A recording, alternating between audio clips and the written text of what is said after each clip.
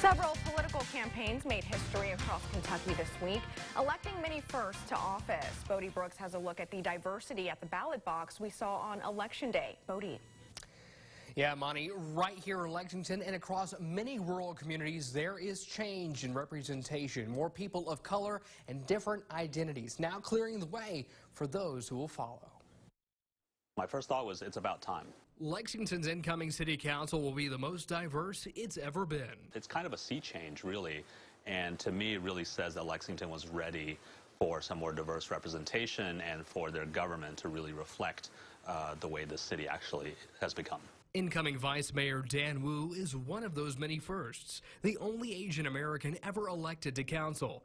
He'll be joining a diverse group, 9 women, 3 of them African American, and the first Latina on council. The great thing about being the first of anything is hopefully the people that come after me won't be the first of anything. But Kentuckians didn't just choose diversity in the city. In Berea, the first transgender woman to hold office in Kentucky was elected to school board. I think that rural Kentucky is falsely maligned by the loudest voices inside of it and the loudest voices about it as being a place that is not affirming of LGBT people. And that is simply not my experience. Rebecca Blankenship ran a successful write-in campaign, throwing her hat in the ring because the candidate she hoped would never did.